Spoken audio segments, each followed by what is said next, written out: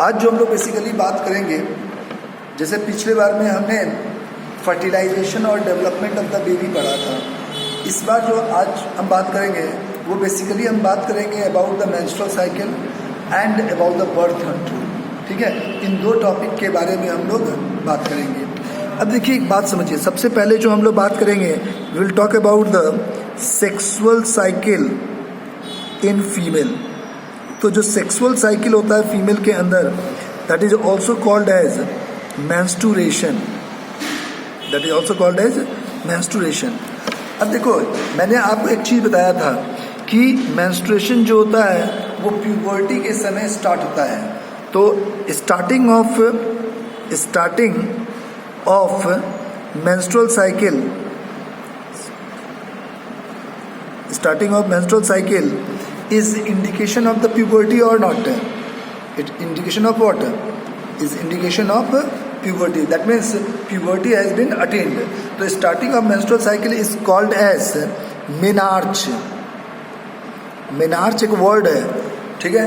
तो menarche is responsible for, menarche is indicating the puberty into the females. तो जैसे मैंने आपको बताया था कि फीमेल्स में क्या होता है कि एग्स प्रोड्यूस होते हैं एक मेंस्ट्रुअल साइकिल के अंदर। एक जो मेंस्ट्रुअल साइकिल होगा, एक सेक्सुअल साइकिल फीमेल के अंदर, तो उसके अंदर एक एग प्रोड्यूस होता है, एक एग को या एक ओवा प्रोड्यूस होता है।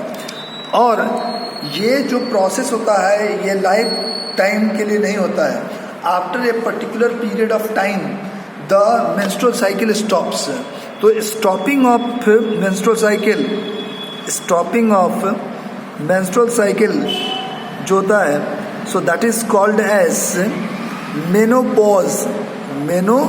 पॉज मतलब रुकना, ठीक है। तो मेंस्ट्रुअल साइकिल का रुकना, तो ये जो फिनोमिना होता है वो कॉमनली 45 to 50 ईयर्स में होता है फीमेल्स के अंदर, जबकि 10 से 12 साल में प्यूबर्टी अटेन होता है। तो स्टार्टिंग ऑफ मेंस्ट्रुअल साइकिल जो होता है वो 10 से 12 साल में, ये एवरेज है। नॉर्मली ऊपर नीचे थोड़ा बड़ा फ्लक्चुएशन हो सकता है based on the environment in which the individual is living, as well as the environment और the food that they are taking. Fooding habit, जिस इन्वायरमेंट या सोसाइटी में वो रह रहे होते हैं, इसका एक बहुत बड़ा इन्फ्लुएंस जो सेक्सुअल मैच्योरिटी होती है उस पर भी पड़ती है, ठीक है। तो मेंस्ट्रुअल साइकिल कब स्टार्ट होता है कब स्टॉप होता है ये समझ में आ गया आपको, ठीक है। इसके बीच में मेंस्ट्रुअल साइकिल चलते रहेगा, मतलब 10 से 12 साल से 45 से 50 में। केवल जब प्रेगनेंसी अटेन होगा तब मेंस्ट्रुअल साइकिल रुक जाता है, ठीक है। एक बात तो ये आपको क्लियर हो गई, ठीक है। अब इसमें एक चीज़ और आपको समझना है, जो मेंस्ट्रुअल साइकिल होता है, तो ये मेंस्ट्रुअल साइकिल कहो या सेक्सुअल साइकिल कहो फीमेल के अंदर, तो मेंस्ट्रुअल साइकिल जो होता है वो an average of 28 to 29 days का होता है। कितने दिनों का होता है? 28 to 29। कुछ फीमेल्स के अंदर वो 26-27 दिन का भी हो सकता है, कुछ के अंदर वो 30 से 32 दिन के भी हो सकते हैं। तो एन एवरेज देखें तो 28 से 29 दिन का एक मेंस्ट्रुअल साइकिल होता है, ठीक है। अब ये जो मेंस्ट्रुअल साइकिल होता है, ठीक है, इस मेंस्ट्रुअल साइकिल को, साइकिल है मतलब एक सर्कुलर फॉर्म में वो रन करते रहेगा। इसके अंदर 3 फेजेस इन्वॉल्व होते हैं। जो मेंस्ट्रुअल साइकिल है उसके अंदर 3 फेजेस इन्वॉल्व होते हैं। वो कौन कौन से 3 फेज है वो आपको समझना है। सबसे पहला जो फेज हम लेते हैं मेंस्ट्रुअल फेज, और इसे एक दूसरा नाम देते हैं ब्लीडिंग फेज। ये स्टार्टिंग हम इसलिए कर रहे हैं यहाँ से क्योंकि this is a phenomena in which the physical change occur. तो फिजिकल चेंज को ऑब्जर्व किया जा सकता है या नहीं ऑब्जर्व किया जा सकता है? फिजिकल चेंज को ऑब्जर्व किया जा सकता है, ठीक है। तो ये एक ऐसा चेंज है जिसको फिजिकली ऑब्जर्व किया जा सकता है, ठीक है। तो एक मेंस्ट्रुअल पीरियड हो गया। इसके बाद दूसरा फेज जो होता है वो है प्रोलिफरेशन फेज, ये ग्रोइंग फेज होता है। And third phase is secretary phase. तो ये 3 फेज होते हैं जो फीमेल्स के अंदर होते हैं। जैसे मान लीजिए मैंने ये एक साइकिल बनाया, ये साइकिल मान लीजिए 29 दिन का है, ठीक है। तो मान लीजिए यहाँ ये 29th डे है, तो ये फर्स्ट डे, ये सेकेंड, ये थर्ड, ये फोर्थ, ये फिफ्थ मान लीजिए। तो थर्ड से फिफ्थ डे तक ब्लीडिंग फेज रहता है। जैसे मान लीजिए कि मैं एक साइकिल बनाया, इसको मैंने एक लीनियर फेज में रिपीट कर दिया, मतलब शो कर दिया। तो मान लीजिए ये first day, second, third, four, 5, ठीक है, 6, 7, 8, 9, 10, 11, 12, 13, 14, 15, 16, 17, 18, 19, 20, 21, 22, 23, 24, 25, 26, 27, 28, 128 डेज। ये 14th डे है, ये फर्स्ट डे, ठीक है। तो इसके बाद ये 28 डे यदि फर्टिलाइजेशन नहीं हुआ तो फिर से ये ब्लीडिंग फेज स्टार्ट हो जाएगी, नहीं आ रहा है समझ में? तो इस तरीके से ये सर्कुलर मैनर में होता है। अब यहाँ से ये जो फर्स्ट टू फिफ्थ डे है, इसे हम कहते हैं ब्लीडिंग फेज और मेंस्ट्रुअल फेज। ब्लीडिंग फेज और मेंस्ट्रुअल फेज, ठीक है। तो जो ब्लीडिंग फेज होता है वो 3 से 5 दिन तक होता है। उसमें क्या होता है, if the egg is not fertilised, इसमें क्या होता है, if the egg is not fertilised, egg is not fertilised, then the uterus, the inner lining of uterus break, and along with ruptured ova it will come out from the body or not। तो जब एक fertilise नहीं होता है तो आपको बताया था मैंने, जो यूट्रस का इनर लाइनिंग होता है वो डैमेज होता है, और डैमेज होने के बाद वो धीरे धीरे बॉडी से बाहर निकलता है, क्योंकि यूट्रस का हर एक ओवा, यूट्रस में हर एक ओवा के लिए, एक नए ओवा के लिए एक नया इनर लाइनिंग फॉर्म होता है।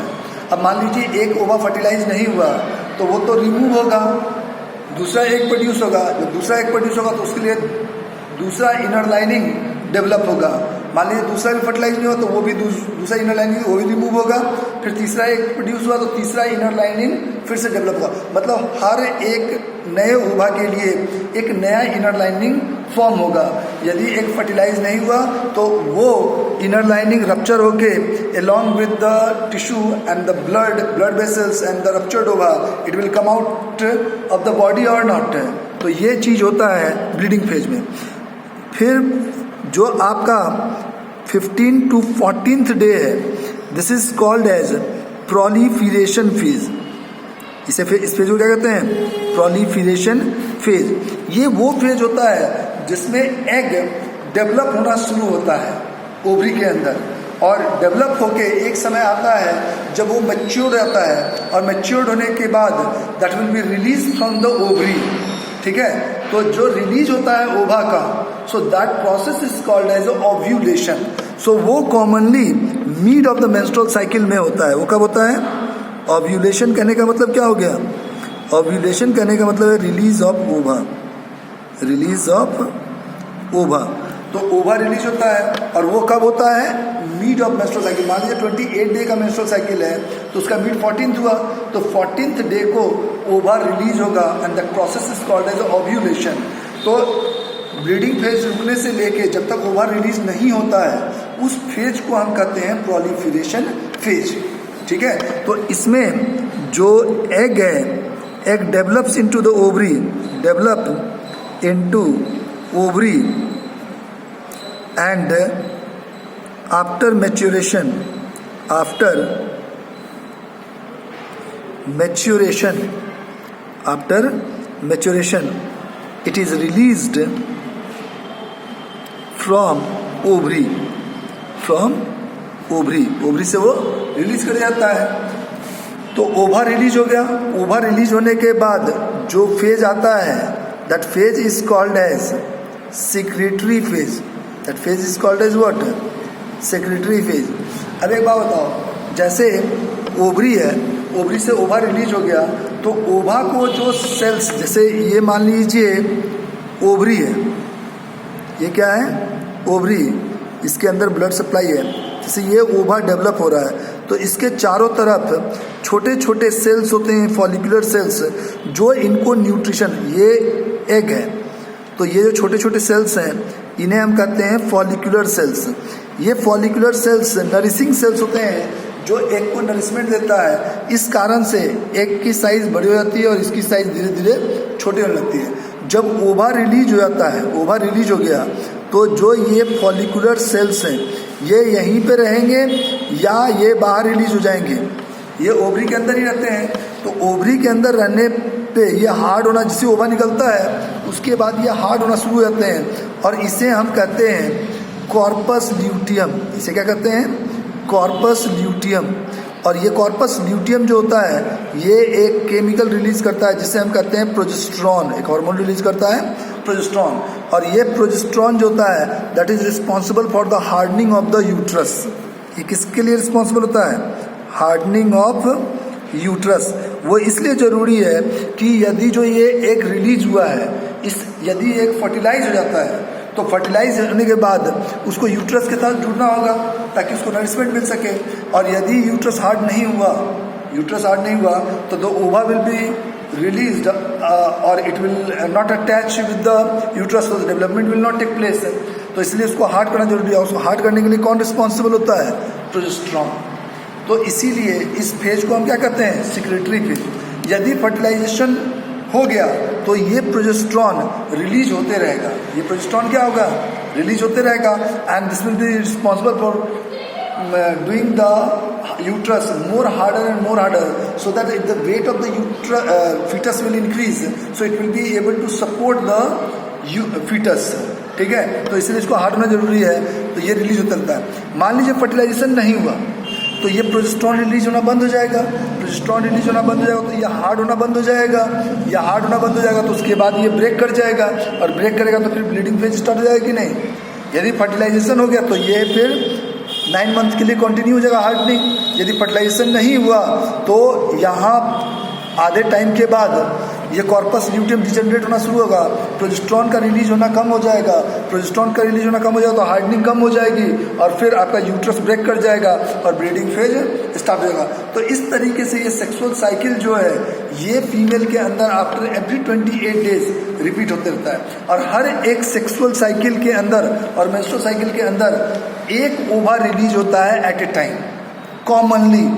यदि 2 रेयर होता है, एक्सेप्शनली जब 2 रिलीज हो जाए, नहीं तो कॉमनली एक मेंस्ट्रुअल साइकिल में एक ओवा रिलीज होता है। इसीलिए तुम देखना ये एक नेचुरल टेंडेंसी होती है कि जो मैमल्स होते हैं, ह्यूमन्स होते हैं, उनके अंदर कॉमनली एक बेबीज एक टाइम फॉर्म होता है।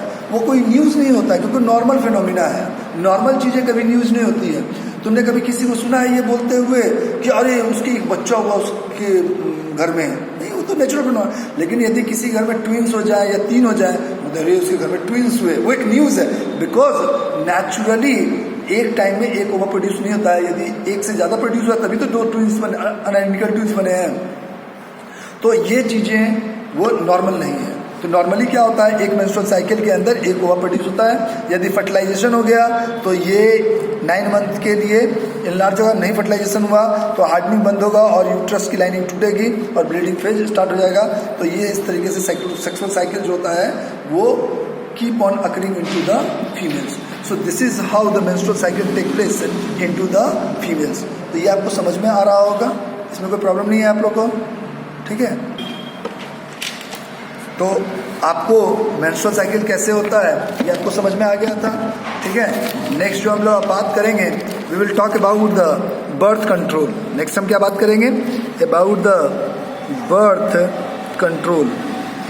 अब एक बात समझिए, सबसे पहले तो आपको ये समझ में आना चाहिए why it is necessary to control the birth. एक बात समझिए, बर्थ यदि हो रहा है तो उससे जो नए इंडिविजुअल वो एनवायरनमेंट में ऐड हो रहे हैं या सब्सट्रैक्ट हो रहे हैं? ऐड हो रहे हैं। तो जब वो ऐड हो रहे होंगे तो उससे पॉपुलेशन हमेशा राइज करेगा।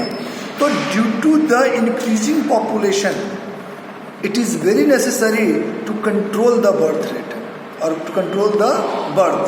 If you want to control the population, और वो पॉपुलेशन इसलिए हम कंट्रोल करना चाह रहे हैं क्योंकि जो पॉपुलेशन की रेट है इंक्रीज होने की वो बहुत फास्टर है। तो जिन कंट्रीज़ में पॉपुलेशन ग्रोथ फास्टर होता है उसमें बर्थ कंट्रोल जैसे फिनोमिना लगाए जाते हैं। और बर्थ कंट्रोल के लिए जो गवर्नमेंट होती है वो टाइम टू टाइम बहुत सारे प्लानिंग्स और बहुत सारे प्लानिंग कर सकते हो, बहुत सारे प्रोग्राम्स वो टाइम टू टाइम लाते रहती है। जैसे इंडिया माना जाता है, India is one of the first country to implement the family planning programme into Indian government. लेकिन सबसे बेकार बात यह है कि आज 70 साल होने के बावजूद भी, ठीक है, इंडिया जो है वो इस प्लानिंग और इस प्रोग्राम को इफ़ेक्टिवली इम्प्लीमेंट कंट्री के अंदर नहीं कर पाया। जैसे चाइना है, चाइना ने strongly one child policy adopt किया और उसको फॉलो किया, और आज स्थिति है कि उनकी पॉपुलेशन कंट्रोल्ड हो चुकी है, ठीक है। लेकिन आज हम इस स्थिति में आ गए हैं कि we are going to cross the Chinese population within 5 to 10 years। सो इंडिया के अंदर पॉपुलेशन को कंट्रोल करना बहुत ज़रूरी है, बिकॉज डायरेक्टली और इनडायरेक्टली इंडिया के अंदर जितनी भी प्रॉब्लम्स हैं उनका एक यदि आप रूट कॉज देखोगे तो रूट कॉज इज़ पॉपुलेशन। तो इसीलिए बर्थ कंट्रोल बहुत ज़रूरी है। अब सवाल ये होता है कि इंडियन गवर्नमेंट ने कौन कौन सी फैमिली प्लानिंग प्रोग्राम्स इम्प्लीमेंट कर रखा है, फैमिली प्लानिंग प्रोग्राम्स।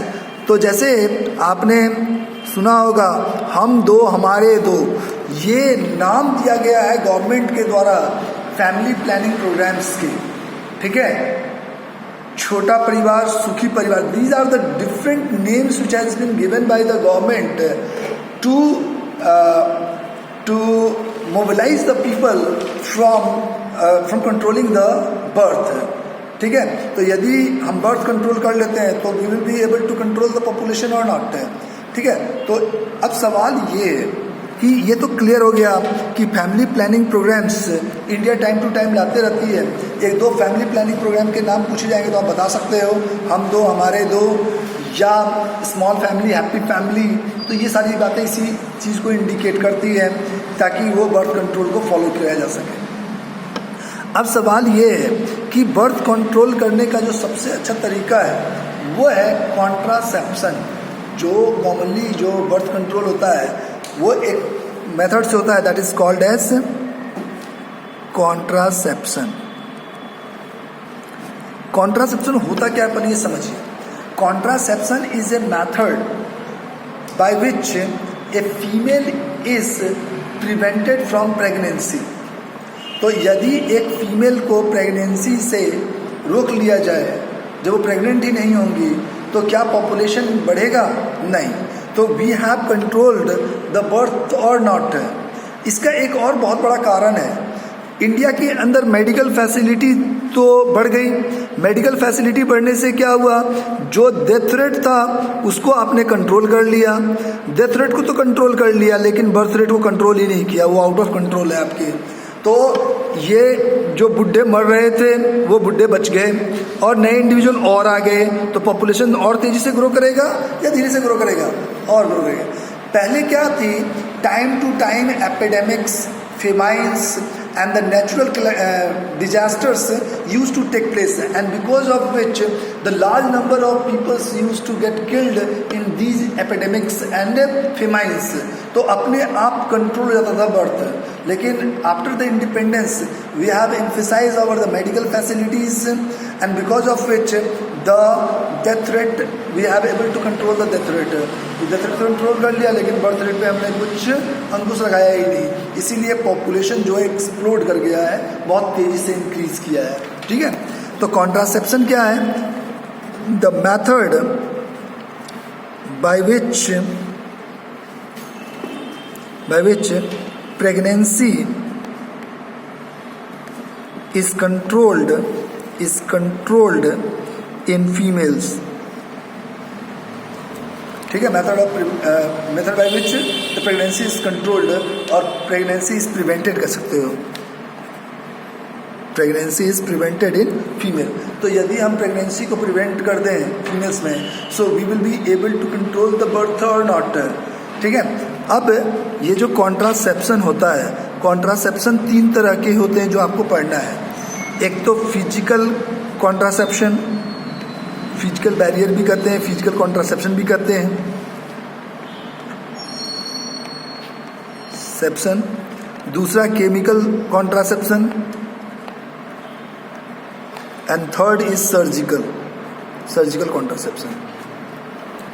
ठीक है। तो 3 तरह के कॉन्ट्रासेप्शन होते हैं। जो ये फिजिकल कॉन्ट्रासेप्शन है, इसके कहने का मतलब क्या होता है? Providing a physical barrier from which will be preventing the sperm from meeting the ओवा। तो यदि ओवा स्पर्म से मीट नहीं करेगा तो क्या कभी भी प्रेगनेंसी अटेन हो सकता है? नहीं। तो फिजिकल कॉन्ट्रासेप्शन जो होता है, it is basically A type of barrier by which sperm is prevented from meeting the ova ओवा को मिलने से रोकने का काम जो बैरियर करता है, so that will be called as a physical contraception. जैसे कॉन्डम्स होते हैं, तो कॉन्डम्स जो होते हैं, so they will be preventing the sperm from meeting the ova, so they will be considered as the physical barrier or not. Next we talk about the chemical barriers. Chemical barriers क्या होते हैं? The chemicals which will prevent sperm from meeting ova। ठीक है। अब जो ये chemical control होता है, उसमें either the sperm will be killed or the ova will be not allowed to released। 2 तरीके होते हैं केमिकल मेथड में। या तो ओवा को रिलीज ही ना होने दिया जाए, जब ओवा रिलीज ही नहीं होगा तो फर्टिलाइजेशन होने के चांसेस ही नहीं है। या दूसरा तरीका ये है कि कुछ ऐसे केमिकल का यूज़ किया जाए जिससे कि जितने भी स्पर्म्स फीमेल रिप्रोडक्टिव सिस्टम में आते हैं सारे के सारे किल कर दिए जाएं। तो ये 2 तरह के होते हैं। ये कितने तरह के हो गए? 2 तरह के। One is called as vaginal pill and another is oral pill. ठीक है। वेजाइनल पिल जो होते हैं, इट इज बेस्ड ऑन